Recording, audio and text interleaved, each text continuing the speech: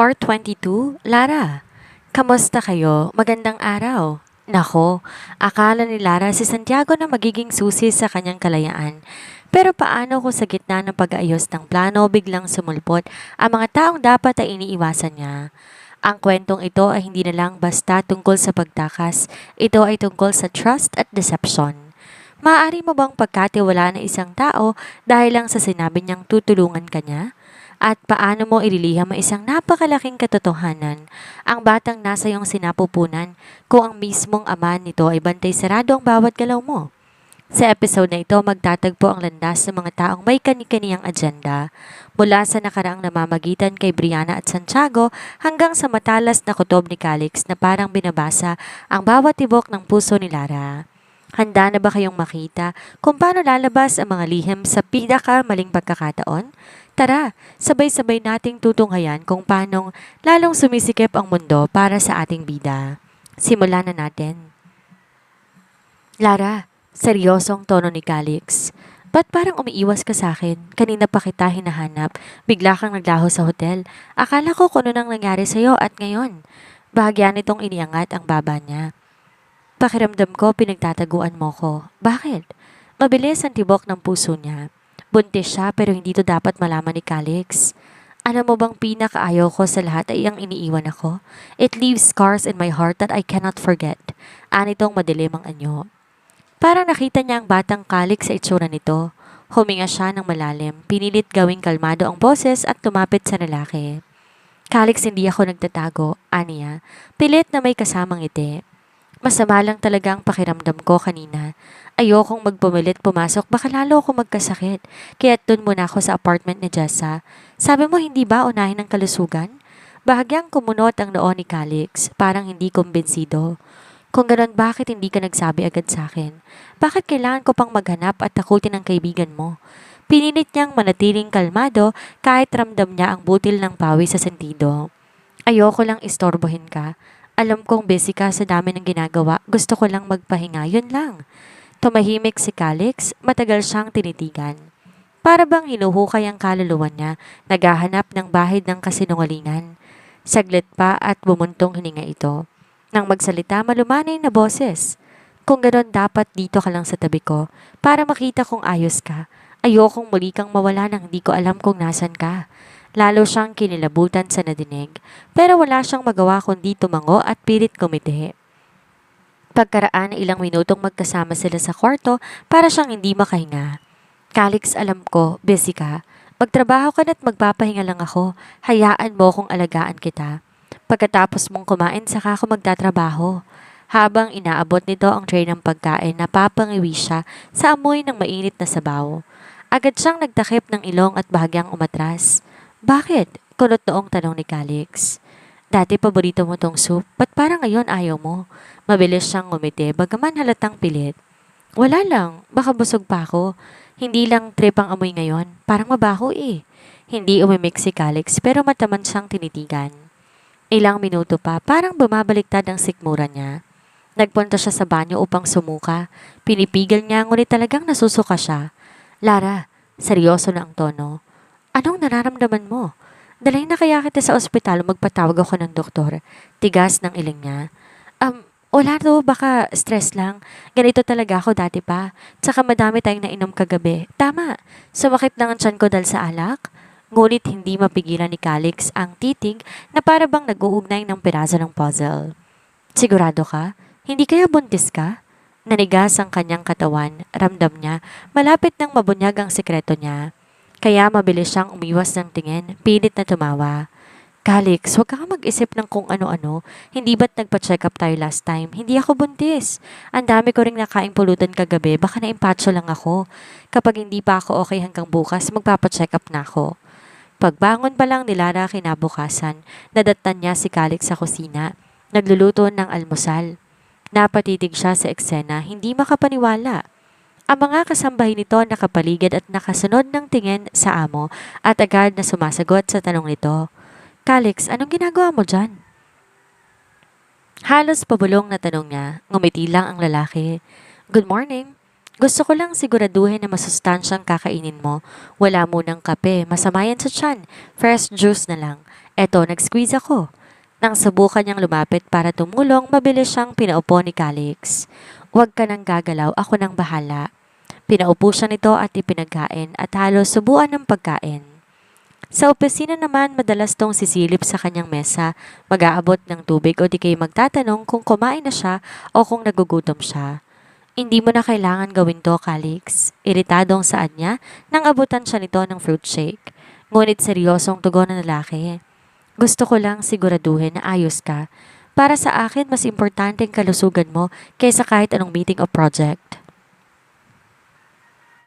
Sa isang banda, dama niya ang pag-aalaga nito all in the name of the 50% shares. Nasa pantry si Lara nang dumating sa Jessa dala ang tray ng pagkain na iniabot mismo ni Calix bago to umalis para saglit na makipag-usap sa mga engineers.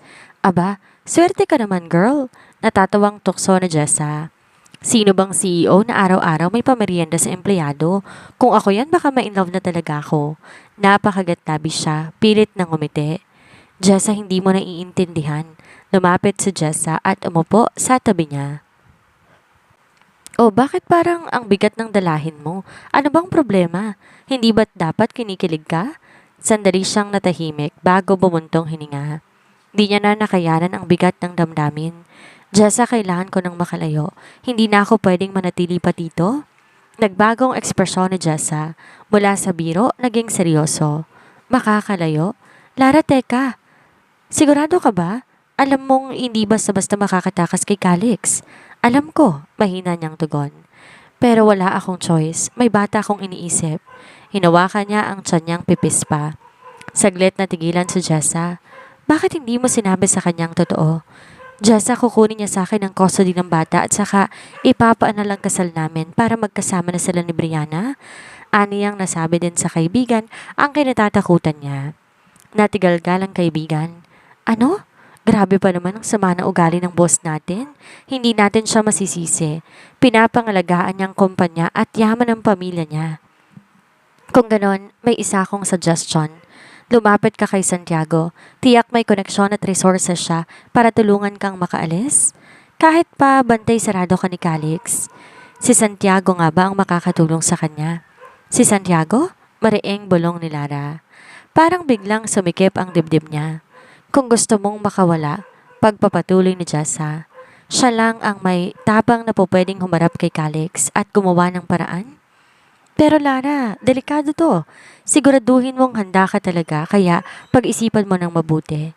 Pero ayokong mandamay ng ibang tao sa problema ko. Kaya nga pag-isipan mo eh. Makapangyarihan sa bansa si Calix Toledo. Hindi mo kakayanin na mag-isa na magtago sa kanya. Nang gabing yon, hindi siya makatulog sa kakaisip. Pero sa huli, kinuha niya ang telepono at nagpadala ng mensahe kay Santiago na nakikipagkita siya. Halos nanginginig ang daliri niya nang pindutin ang send. Huminga siya ng malalim pero halos mapatalon siya. Nang ilang minuto lang ay tumunog ang cellphone niya. May reply agad na nagsasabing magkita sila bukas ng lunch break. Nagkita sila sa cafe na malapit sa Megawide. Mabuti na lang at natatapat na kasama ni Calix si Luther kaya nakaalis sila ng walang aberya. Lara, anong tulong kailangan mo? I'm willing to help. Bungad ni Santiago habang inaalalayan siya na makaupo. Santiago, may pagtatapat ako sa'yo. Nanatiling nakatingin lang ito, hinihintay ang sasabihin niya. Santi, buntis ako. Si Calix ang ama pero hindi niya dapat malaman. Ayokong kunin niya sa akin ang bata. Halos hindi siya humihinga habang nagsasalita. Halata ang pagkabigla sa mukha ni Santiago, ngunit kaagad ding lumambot ang mukha nito. Lara, sige, sabihin mo lang kung kailan mo gustong gawin, tutulungan kita. Sa lalong madaling panahon sana. Alam mo na ang kalagayan ko, wala akong perang pambayad sa'yo. Pwede kitang pagsilbihan sa ibang paraan kung tatanggapin mo ko kahit virtual assistant mo dahil di naman ako makakalabas pa basta-basta. Huwag kang mag-alala. Tutulungan kita nang hindi naghihintay ng anumang kapalit. Pasensya ka na. Wala akong alam na po pwedeng makatulong sa akin kundi ikaw. Magtiwala ka sa akin, Lara. Napapikit siya. May luha ng kaginhawaan na pumatak sa kanyang pisngi. Di niya akalaing ganon kabilis ang sagot ni Santiago at higit pa roon hindi to humihingi ng kapalit. Pero Lara, kailangan natin maging maingat. Ako ang bahala sa plano at bahay na tutuluyan mo. Maganda ka lang at makinig ka sa lahat ng sasabihin ko. Hindi ka mahahanap ni Calix. Pinilit niyang huminga ng normal. Maraming salamat. Ikaw lang ang pupwede kong pagkatiwalaan ngayon. Sa unang pagkakataon matapos ang ilang linggo, muling sumiklab ang kaunting pag-asa sa kanyang dibdib. Kinabukasan, umagang-umaga pa lang nagkita na sila ulit ni Lara at Santiago sa coffee shop malapit sa Mega Wide. Nasa pinakadulong sulok sila. Mabigat ang dibdib ni Lara habang nakaupo. Hawak ang tasa ng kape na halos hindi niya mainom. Salamat talaga, Santiago, bulong niya. Halos pabulong para walang makarinig. Kung hindi dahil sa'yo, hindi ko alam ang gagawin. Tumitig doon ng diretso sa kanya. Wala ka pang dapat ipagpasalamat. Hindi pa ako nagsisimulang kumilos. Kung ayaw mong magsabi ng lahat ng detalye, hindi kita pipilitin. Pero kailangan mong sundin ang plano ng eksakto, Lara. Isa lang na pagkakamali, makakahalata agad si Calix. Napakagat siya ng labi at bahagyang tumango. Anong plano mo? Nilabas si Santiago ang tablet at ipinatong sa mesa. Binuksan ang mapa ng lungsod. Una, kailangan natin gumawa ng alibi. Hindi ka pwedeng basta nalang mawala. Kailangan isipin ni Calix na may pupuntahan kang opisyal o trabaho related. Kaya ako gagamit ng koneksyon ko. Paano? Tanong niyang kinakabahan. Bukas ng gabi, may joint project meeting na nakatala sa pagitan ng Megawide at Tuwazon Group. Alam ko hindi ka kasama doon, pero gagawa ako ng peke. Isang meeting invitation na kunwari, kailangan mong umaten bilang representative. May mga papeles akong ihahanda para maging makatotohanan. Nanlaki ang mata niya. At kapag naniwala siya, ngumiti si Santiago pero matalim ang tingin. Doon ka na hindi babalik. Magpapadala ako ng driver at sasakyan na hindi nakarehistro sa kumpanya. Personal kong tao ang maghahatid sa'yo. Diretso ka na sa safe house? Napasinghap siya. Safe house? Tumango si Santiago. Oo, isa sa mga property ng Tuwazon Group sa labas ng lungsod. Hindi nakapangalan sa akin kahit walang makakatrace. Doon ka muna mananatili hanggang sa makapanganak ka. Paanong pamilya ko? Baka guluhin sila ni Calix. Ani ang biglang naisip ang pamilya niyang madadamay. Naisip ko na yan. Mauuno natin silang dadalhin sa safe house kaso kailangan nilang malaman kung bakit kaya't mamaya dapat mo silang kausapin. Teka lang, hindi ko yata kaya na pati sila magtatago din at mawala ng sariling buhay dahil sa akin. Then, mawala ka nilang bigla tapos ipaalam ko sa kanila you're safe. Mainam din na wala silang alam muna para walang mapiga si Calix. Nanginig ang kamay niya habang inilalapag ang tasa. Paano kung mahanap niya ako? Paano kung pilitin niyang masundan ako? Saglit na yumuko si Santiago at saka tumitig muli sa kanya. Si Calix ang tipong hindi sumusuko, pero hindi rin ako basta nagpapatinag. Oras na sumama ka sa akin, ako nang bahala. Halos matapon ang hawak na kape ni Lara nang biglang bumukas ang pinto ng coffee shop at makita niya na papasok si Calix kasama si Brianna. Shit! Mahina niyang bulong. Nanlalamig ang kanyang mga kamay. Agad siyang napatingin kay Santiago na nadatiling kalmado, tila ba hindi nagulat. Ngunit bago pa sila makaisip ng paraan, dumiretso na si Calix at Brianna sa mesa nila. Lara? Nakataas ang kilay ni Calix. Kita ang gulat at pagtataka. Anong ginagawa mo dito? At kasama mo pa si Santiago? Napanunok si Lara, halos hindi makapagsalita. Pero mabilis sumabat si Santiago, nakangiti ng tipid. Calix, mabuti at nandito ka. Nag-usap lang kami ni Lara ng ilang points tungkol sa joint project ng Tuwazon Group at Megawide. Alam ko kasi busy ka kaya pinadaan ko na lang kay Lara. Project? Nagduda ang mga mata ni Calix. Di ko alam na may meeting ngayon. Sana sinabihan mo ko. May conference rooms din na Megawide. Hindi nyo kailangan magkita sa labas? Napansin niya ang pagtatagis ng bagang ni Calix. Kinuha ni Brianna ng upuan at umupo sa tabi ni Santiago, nakangiti ng matamis. Di sakto. Pwede na tayong magkape dito. Matagal-tagal na rin mula nang huling magkita tayo, Santiago. Magkakilala kayo? Sabay nilang tanong ni Calix. Naging maniligo ko si Santiago. Nagkakilala kami sa abroad. Kaso dahil nga kay Calix, binasted ko siya. Walang prenong sabi ni Brianna. Matagal din mula nang huli tayong magkita. Akalain mo dito pa tayo muling magtatagpo. Pagpapatuloy ni Brianna. Nagkibit balikat si Santiago, tila hindi alintana. Yes, I once tried to win Brianna's heart but tumigil siya saglit at ngumiti ng tipid. May boyfriend na pala siya kaya tumigil din ako agad. I guess crush lang kasi madalas ko siyang makita sa social media. Sandaling natahimik ang lamesa. Kitang panlalaki sa mata niya habang pilit niyang kinukubli ang gulat. So, may history pala sina Brianna at Santiago. Para pala silang taling buhol-buhol na apat. Ngumiti lang si Brianna. Matagal nang nangyari, Calix. Don't worry about it. So, si Lara ang bagong nililigawan mo? Baling nito kay Santiago. Well, nakikipagkaibigan muna ako. Nakasandal si Calix sa upuan. Pinagmasdan ng karibal. So, kung pareho tayo ng taste noon, ngumisi ito ng bahagya ngunit malamig ang tinig. Nagkataon lang ba na parehas din tayo ngayon? Napakaganda kasi ng mga babaeng napapaugnay sa iyo kaya hindi mo ako masisisi. Anyway, hindi naman totoo ang relasyon ninyo ni Lara. At I assume nagkabalikan na kayo ni Brianna. Tell me, Lara. Malumanay ngunit mabigat ang tinig nito.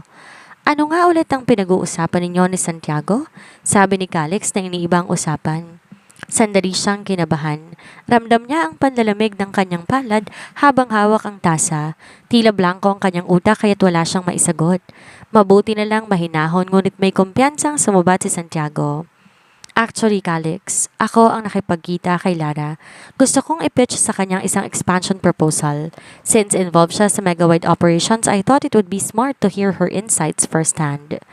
Napatingin si Calix sa kanya. Bahagyang kumunot ang noo. Expansion proposal? Tumango si Santiago. At bahagyang ngumiti. Yes. Tuwazan Group is eyeing a possible collaboration with Megawide for a high-rise mixed-use project. Nothing final but we need fresh perspectives and Lara, being close to the operations can offer unbiased insights. Hindi siya makapaniwala sa bilis ng paglalatag ni Santiago ng alibay. Lihim siyang nakahinga ng maluwag. Pero pinilit niyang panatilihin ang maayos na ekspresyon ng mukha. Maraing sagot ni Calix habang nakasandal at nakahalukip-kip. Interesting. At bakit di ka dumiretso sa akin? Bakit kailangan pa kay Lara? Napangiti si Santiago, diretsong tingin kay Calix. Because sometimes, the best answers come from people who see things on the ground. Hindi lang sa boardroom at saka just in case hindi mo napapansin, magaling si Lara. Alam ko ang value na binibigay ni Lara sa Megawide. She's properly compensated just in case din na hindi mo alam. I promoted her to a higher position. Tahimik siyang napalunok. Ramdam niya ang tensyon sa pagitan ng dalawang lalaki at para nagiging chess game ang bawat salita. Pagkatapos ng ilang saglit na tensyonadong usapan, tumayo si Lara. Excuse me, pupunta lang ako ng CR. Ako na rin. Mabilis sa sabat ni Brianna at sumabay sa kanya. Lagot. May atraso pa nga pala siya dito. Walang nagawa si Lara kundi sabayan ito. Pagpasok nila sa banyo, agad sinara ni Brianna ang pinto at tinarap siya. Bakas ang inis at pagtataka sa mukha. Lara, anong kalokohan ba yung ginawa mo no isang gabi? Diretsong sita ni Brianna, nakahalukip-kip. Sinabi mo lalasingin mo si Calix tas tatawagan mo ko para makapunta ko. Pero wala ako natanggap kahit anong message. Tinatawagan kita hindi ka sumasagot. Napatigil siya. Mabilis ang tibok ng puso. Hindi ko sinasadya. Di pala nasend yung message hanggang sa makatulog na rin ako. Pasensya ka na. Tumaas ang kilay ni Brianna. Halatang hindi kumbinsido. Hindi na isend? So buong paggabi magkasama kayo sa hotel room at ako, naghintay sa message mo. Napayuko siya, pinipigil ang kaba. I'm sorry, Brianna. Hindi ko rin alam kung paano nangyari pero wala ako ibang bala kundi makalayo na kay Calix kaya huwag kang mag-alala. Makakalayo? Ngumisi ng mapait si Brianna. Paano kung di na siya bumitaw sa'yo dahil mas lalo kayong naging malapit? Once you're in his life, hindi ka makakawala kay Calix unless siya ang umayaw sa'yo. Magtiwala ka lang, lalayo ako. Kaya nga kausap ko ngayon si Santiago Huli na para bawiin ang sinabi. Nakagat niya ang labi. May isa na namang nakakaalam ng lihim niya. Sandaling natigilan si Brianna, nakakunot noo habang nakatingin sa kanya. Totoo ba ang sinasabi mo? Huminga siya ng malalim, nagbibigil ng luha at marahang tumango. Dahil alam mo na, tulungan mo rin akong makaalis muna at kapag wala na ako, mag-apply ka kaagad na assistant ni Calix. Hindi ka mahihirapan dahil mabait siya sa'yo? Tahimik si Brianna sandali. Saka siyang ngumiti na may halong misteryo. Alam mo, Lara, hindi ko alam kung matutuwa ako o maaawa sa'yo eh. Pero kung yan ang gusto mo, sige, tutulong ako. Kaibigan na rin ang turing ko sa'yo. Talaga? Tumango si Brianna, nag-aayos ng buhok sa salamin. Oo, pero syempre may kapalit. Kung sakaling makalayo ka at tuluyan kayo magkahiwalay, wala ka ng karapatan magreklamo kung ano ko nang papalit sa pwesto mo. Tandaan mo, wala ka nang babalikan. Oo, basta lang makalayo ako. Ngumisi si Brianna, tila ba natutuwa sa bagong laro. Deal! Pagbalik nila sa mesa, maingat na tinatago niya ang kaba. Di niya alam kung tama bang pagkakatiwala kay Brianna o mas lalo lang siyang mapapahamak. Pagbalik nila mula sa banyo, agad napansin ni Calix ang kakaibang tingin ng dalawa. Mahigpit ang hawak ni Brianna sa braso niya habang siya naman halatang iwas ang sulyap sa lalaki. Napakunot ang noo ni Calix. Anong pinag-usapan ninyo? Tanong nitong may bahid ng paghihinala. Mga kasummer, grabe. Pakiramdam niyo rin ba ang kamar ni Lara? Para siyang naglalakad sa ibabaw ng manipis na alambre. Isang maling hakbang lang, laglag siya. Ang aral na mapupulot natin sa tagpong ito, sa mundo ng mga taong puro pagpapanggap, ang pagtitiwala ay isang mamahaling bagay. Nakita natin kung paano ang mga sikreto ay parang domino.